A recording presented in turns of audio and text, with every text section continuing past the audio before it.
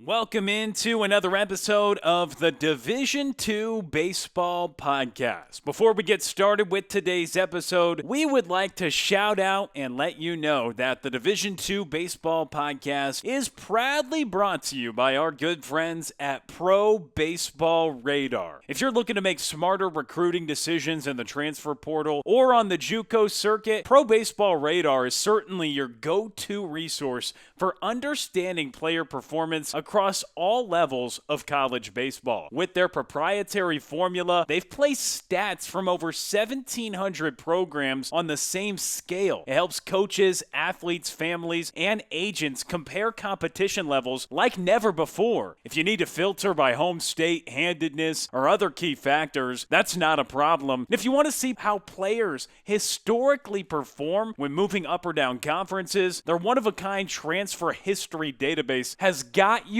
covered. So save time, gain an edge, and make data-driven decisions with Pro Baseball Radar. Visit probaseballradar.com or follow them on X at Baseball Radar and schedule a demo today. Pro Baseball Radar, because the right move starts with the right data. Joined today alongside Millersville head baseball coach Jon Shehan. Coach, your team's on a heater right now, and you're playing really good baseball. This program of Millersville has always been fun to follow, especially just within the PSAC, but your team has always found a way to be toward the top, and this year it seems like you're just on an incredible streak right now. So first and foremost, welcome to the podcast, and tell us a little bit about the start of this season from your perspective. Thanks, Will. Thanks, Robert, for having me on. First of all, you guys do a fantastic job with D2 Baseball promoting us, and we would I think from on behalf of all the coaches in Division II, and we just appreciate what you guys do on a daily basis. So thanks. We're off to a solid start, Will. You know, I think there's some things that we definitely do differently if we went back to the last 21 games, and I think that this group's been relentless so far. I've been pretty happy with our offense, and we're starting to figure it out on the mound too, and that's a promising sign for sure. And, speaking of promising signs, I want to talk a little bit about, the impact that Cooper Park has made. And I know you guys recently had your first night game. Talk about that experience and, how it's been, playing at Cooper Park. So I'll take you back all of my playing days, 2000 to 2004. We shared a practice facility. We shared a baseball facility with the football field. So our football team practiced in the outfield. And I just remember our guys having stress fractures, and we didn't have grass for the first couple of months of the season. We're so blessed now to have a great facility, and I gave our administration a lot of credit. We also had a state senator step up and help us with some grant funding. Scott Martin, he's a Millersville football alum actually that helped us out with the funding. So we're able to put lights in. We're going to be able to host the PSAC tournament for the first time in school history. So that'll be an every other year thing with slippery rocks. So we'll be able to go from east to west and back and forth, which I think will be a really good thing for the East specifically. We've been going out west, I think, for 16 or 17 years now to play the tournaments. And baseball in Pennsylvania, the PSAC's interesting because you have that east-west divide and don't play each other in the regular season. So it'll be nice to bring it back to the East. But yeah, the park's in great shape. It's been great for the local community as well. Certainly big time. And as we're talking about things that are big time, I don't know, I guess that was the only way I could transition to this, but I want to talk about a guy who was at Northampton Community College a couple years ago, hit about 430 there, and then he just enters to the Division II ranks, and he did decent last year, setting a conference record for stolen bases, and then this year he's taken 23 consecutive bags, and I know that's a big part of your offense, and obviously spearheaded by Jeff Sabater, but can you just, if you know how, to touch on just what he's done for this program the last couple of years? Jeff's a spark plug. I mean, he is your quintessential leadoff guy. Hits left, runs well, can get a bunt down when you need it. Speed never slumps, right? But I think the one thing I'll give credit actually to former coach Bobby Dorda and current coach Jimmy Losh. Those guys have been in charge of our base running. They've taken Jeff and really developed them into a legit base stealer. It's not just about speed.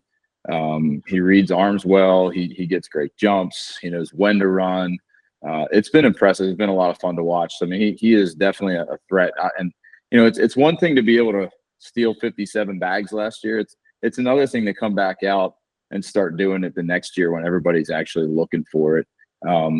Teams are planning behind the scenes, and he's still getting the job done. So that just speaks to his level of preparation each week, and video scouting, and he's pretty well versed in that skill. And another guy that's pretty well versed, but in the power department, especially in a pitching leading conference like the PSAC, talk about Matthew Williams, his impact with the bat, but also his impact on the mound, because he came in during that game against Shepherd where you guys won in extras and was able to finish off the game. Sure. Well, he's had 2 good years. His freshman, sophomore years, I would say were solid. He's hit, I don't know, 8 or 9 home runs those first 2 years. And he's up to 9, I believe, now. But the biggest thing with him is his consistency. His daily approach has gotten better. He's matured. You're seeing the strikeout numbers coming down. You're seeing the walks go up. He's making better decisions at the plate. The Shepherd series was a good example of that at the plate. I mean, you see the first game, he strikes out a couple times. I think he was in between some pitches, and the next game he comes up and hits 2 home runs, makes an adjustment mid-game. And I think that's one of the hardest things for players in our league is you could have a really bad first game of a doubleheader, and sometimes it's just really hard to get back on the horse. You end up taking an 0 for 4 into an 0 for 8, and he's been really, really good. From a staying in the present moment and just adjusting pitch to pitch this year. So looking forward to seeing how he does for the next 30 games here. It's been fun to watch so far. On the mound, second part of your question, we knew he had the ability to get hitters out. He's got pretty good stuff. He's 6'4", 6'5". He's a big boy on the bump. Roger Clemens type frame. And his stuff's pretty good, but the last couple of years we've been so banged up on the corners from an injury aspect that we just haven't been able to pull him off first base late in the game to get him on the bump. And we've been healthy so far, knock on wood, and it's been giving us an opportunity to get another stopper out of the pen late in the game when we need him. So 18-3 right now, 11 consecutive wins. And as a coach, I know you're always just looking at the next game. But for Robert and I, especially looking at the PSAC East and how we have Westchester, East Stroudsburg, and Millersville all in our top 25 rankings, which, whatever, people look at them, don't look at them. I know coaches don't even care about them. However, last 2 weekends, Westchester, East Stroudsburg, have you at least looked at how you're going to finish the season and realize, hey, the title's probably going to be decided in those final 8 games? I don't know if I'm looking forward to those really 3 weekends with the conference tournament or I'm not. It's going to be certainly a pressure-packed time of the year for us. And I believe we finished with 2 or 3 of those schools last year too. Both those programs are doing a fantastic job. I know the preparation that those guys go through each week to make sure their teams are ready to go, and have a ton of respect for them.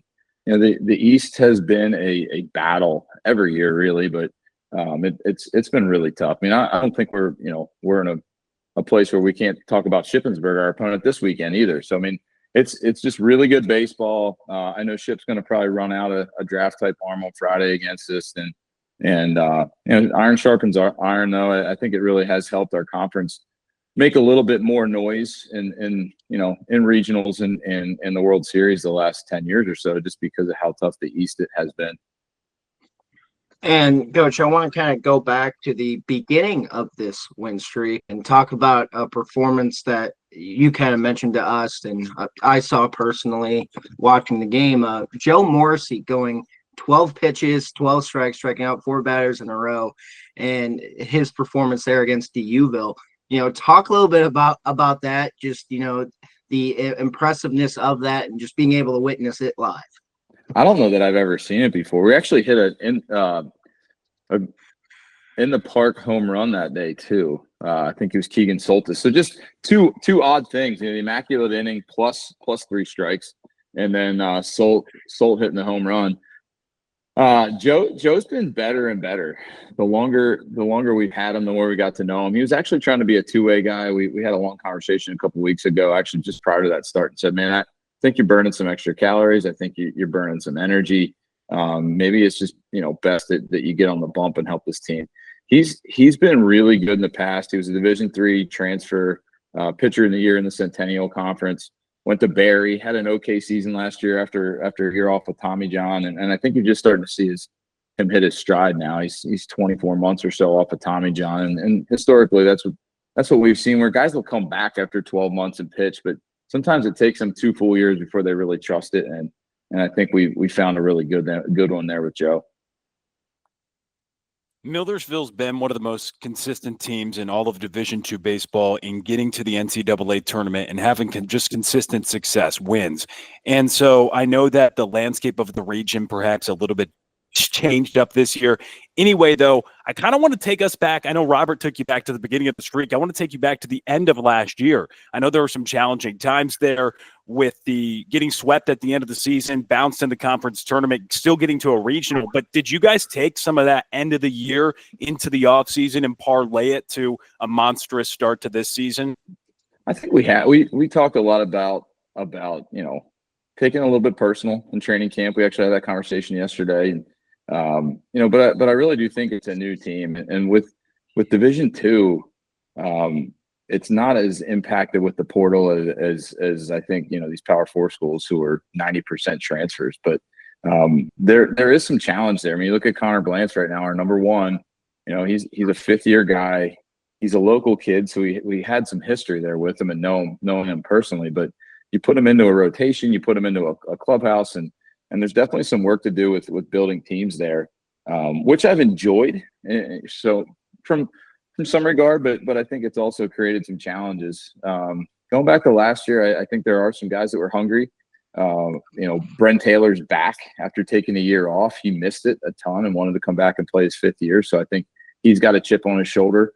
We were down to our 4th catcher, really, our 3rd baseman catching last year to down the stretch, which I think did impact some things negatively. And even though he did an unbelievable job to keep us in ball games and keep the ball off the backstop, I mean, you get down to your 4th guy who hasn't caught since high school, and it definitely impacts your pitching staff. So we'd love to have those 8 or so games back from last year, but I think we learned a lot from those situations in contingency planning, and I think we're better as a result. Certainly this group on the field, the veteran guys who had to go through that last year.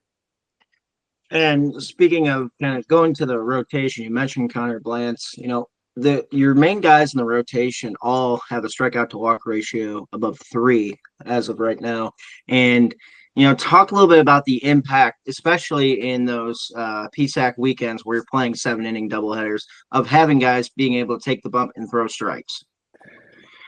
Strikes, whether it's 7 or 9-inning games, I think throwing strikes is the big key. We play in a bigger ballpark. The wind has been finicky at times this year, but there's also places in the PSAC, just like Shepherd, that are bandboxes, Bloomsburg, Mansfield, that the ball flies. So I think anytime you limit your free passes, you're going to give up solo shots in those situations.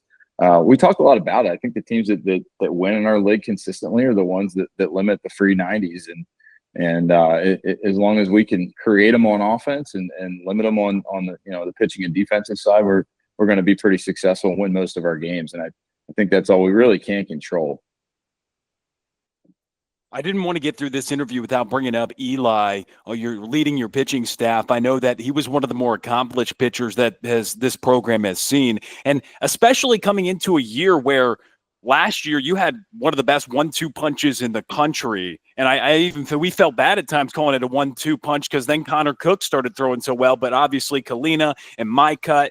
And now you get Eli to lead this staff and a couple new guys at the front of that rotation. What has he brought to the table here for this program this season? Oh, man, he brings the data and the new age development and really understanding biomechanics with his experience as a pitcher. He was more of an artist. I mean, he had good stuff. Don't get me wrong. He was up to 93, got drafted, but had he been 94, 95, 96, he's probably going in the top 10 rounds, not the second to last round of the draft. But I think he's brought a lot of experience. He expects success. The standard's super, super high. He knows the history that we've had on the mound, and I think he's definitely instilled that into this current staff, even though there's a lot of new faces. I think the tradition is part of what we do, and there is a super high standard. So I've been really happy with how he's upheld that. It goes back to I think there's a lot of noise these days from a pitching aspect, from a pitching development aspect. And yeah, we've got TrackMan, and yeah, you're looking at the biomechanical side, and you're developing new pitches, and it still comes down to, just like Robert said, throwing strikes, getting ahead, winning even counts, throwing pitches that start in the zone and finish off of the out of the zone with when your leverage counts, and attacking hitters at the bottom of the lineup in Division II, I think, is just important. So he's done a really, really good job at blending the pitching and the development side. And something that, in the Division II landscape, the regionalized format, however, this year you drop a team, you go from 7 teams to 6 teams. So talk a little bit about the impact of that during the regular season, of how much that not just the PSAC games are, but your non-conference games are as well. Yeah, well, first of all, you pray that your opponents stay over 500. I think that's a big piece. We really do our best to try to schedule teams that aren't cakewalks, but teams are going to have bad years, they're going to have good years, and I think it's really hard to look, especially in the transfer portal environment, look at a team and say, well, man, they should be really good next year, because there is that balance that you don't want to play too many 40-game winners, but you want to play teams that are good enough that are going to challenge you on the field, but also help your strength of schedule and make them meaningful wins. So it's tough. I mean, we try to go about every game the same way. Frostburg was a great opponent. Goldie Beacon's playing great baseball right now. We were fortunate to get a couple wins there. So I think scheduling and then going out and winning those games is the biggest key. But the East is tough. It's tough. I don't know if it hurts us or helps us this year from a regional aspect, because I know there's a couple teams in the Mountain East that are crushing it, as well as Cal PA, for example, is having a great season on the West Side, and I think people are just starting to notice how good of a team they actually are too. So could be tough. 6 teams is going to be rough. Yeah, I mean, Cal, I think they're like 3rd in the country right now. So they're definitely top 5 last time I checked in batting average. They're kind of raking right now, and that can kind of goes into my question about how pitcher heavy the PSAC is. If you are a team, i.e. like Millersville, who's top 10 in the country in scoring, and you guys have scored almost 200 runs in 21 games. And I know that offense a lot of it has been generated, and correct me if I'm wrong, I think for a long time it's been generated off you guys wanting to be aggressive on the base pass, whether that's stolen bases or just taking an extra 90 feet. Doesn't show up in the stat sheet, but plenty of games we watch on the PSAC digital network, we'll see you guys do those type of things on the base paths just to be able to create, hey, we may get an out here or there, but we're going to get more runs than we are. Is that the type of mindset you've tried to adopt as you've led this program for quite some time? Yeah, I mean, the dynamics of an offense are crucial, right? We've got to find different ways to score. Just like I said, this weekend, we're playing at Shepherd, and traditionally it's a bandbox, man. The ball flies out of there. It's like 370 to straightaway. It's probably 300 down the left field line. The wind happened to be blowing in 35 miles an hour this weekend, and you're playing, unexpectedly on a brand new infield, and the ball actually rolls well. So you start thinking about, okay, this is going to be our game plan going in, but you need to have a dynamic offense and find ways to score runs even when you're not going to hit the ball at the ballpark. And I think that's what Sabater, Brent Taylor, even our 9-hole guy, I think he's sub 200 right now in batting average. He's got a 400 on base percentage, and he's getting his bunts down and doing what he can to help our offense score runs. So it definitely is a team-oriented offense, Will. The guys are completely bought into finding ways to get on base no matter what it takes. And I think once you get rid of that selfishness and the guys think about each other instead of themselves and their numbers, it really makes a lot of magic happen. And the final question I have for you, Coach, is, something that is kind of talked about a lot is, in the PSAC, you're playing 7-inning doubleheader weekends. But once you get to postseason, you're going to 9. So how do you kind of prepare for that transition once you play, your consistent 7-inning weekends and then go to a 9-inning game? It's tough. I think you need to be super intentional about throwing your bullpen arms no matter what each weekend. And I've screwed that up in the past. You can easily, we've had some staffs here, 2016, man, we could throw 4 starters out there and get 4 complete games on a given weekend. 3 of those guys ended up in professional baseball. And I think the 4th guy that year was like 10-1. So you go back and look at that. It was a blessing to go to the regional and be able to take one of those guys and put him in the back of the bullpen. But sometimes you don't always get that opportunity, getting late into a tournament late in the year.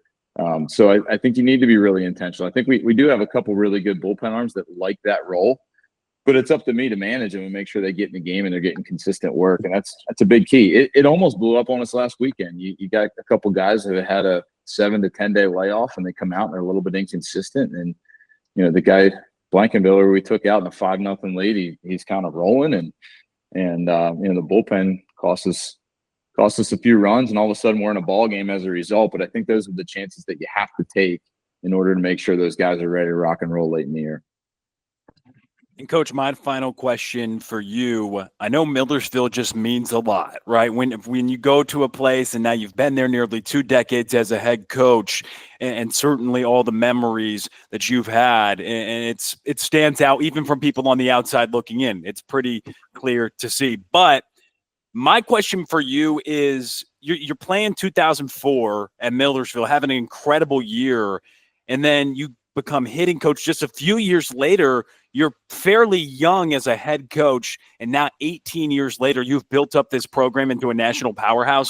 From then in 2008 to now, what do you think is the most you've learned about being a head baseball coach? 2007 as an assistant. 2007.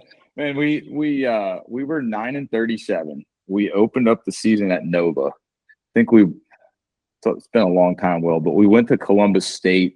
We were at, I want to say, North Georgia, maybe West Georgia. We ended up playing like 16 or 17 games. Georgia College and State. We're playing Peach Belt schools. We were getting our butts kicked, and then we win 1 game against Chowan. I think we come back like 1-17 off of our first couple weekends, down south, and we had to open up with Kutztown, who was number 1 in the country. So it was tough. But what I look back at is, man, why did those teams kick our butts? It was the first time I got to see good players at the Division II level, what it looked like to face a World Series caliber team. And I think it gave me a really good insight as to how to run an offense. And it was a long time ago, but that humility, man, it's hard to replicate. Getting beaten 37 times, it's a lot of learning. And I look back. It's funny that we faced Nova in the national championship, 2016. Because I'm looking back at that first series, going, man, I still can't believe we're in this situation after going through what we did. But I didn't have the greatest experience as a college player either, and I think all those things were huge motivators, but also great learning opportunities for me early and helped me become a decent college coach long term. And Coach, I actually got one more follow-up question. With opening day nearing, you have not 1 but 2 players that you coach now in the major leagues. Chas McCormick with the Astros, Tim Mason now with the Pirates. What's the impact of having them in your program? And now, not only that, but making to the major leagues, but having sustained success, as McCormick, I believe, is in his 5th year in the majors, and Mesa is in his 8th year. Yeah, those guys have been incredible ambassadors for us. I think if you're at LSU and you've got, countless big leaguers, they make less of an impact. But when you have 2 and they're great dudes, they show up to practice every once in a while. Tim and I talk still almost every day. Chaz and I probably once a week or so. It makes a huge impact. And I think, number one, our guys still have that dream. I mean, they know that they can get there from here, even with the 20-round draft and all the challenges that we've had. It is a good reminder that it is a thing that can happen at our level. So it's motivating for those guys, but I think it's also nice. You talk to Tim and he's talking analytics with our pitchers and he's talking about attacking OO, and it's pretty cool to be able to hear a guy that's pitching in a World Series game last fall, coming back and talking to a bunch of D2 kids about about how to get it done. And the process really isn't that much different at that level. So they're kind of big brothers in our program, more so than big leaguers that are on TV. And I think that means a ton to all the kids here and then our alumni as well. Well, thanks so much, Coach. We really appreciate your time, and we're excited to see you guys go chase titles and all the good things. You guys are having an incredible season, and we're really grateful to get to talk to one of the greatest leaders here in Division II baseball. So thanks so much. Will, Robert, you guys are awesome. We really appreciate you guys just pushing it out there and telling the story of Division II baseball. There's a lot of stories that would have gone untold, and I'm sure would be untold if it wasn't for you guys. So we really, really do appreciate it, and the kids appreciate it as well. And that is head coach Jon Shehan at Millersville.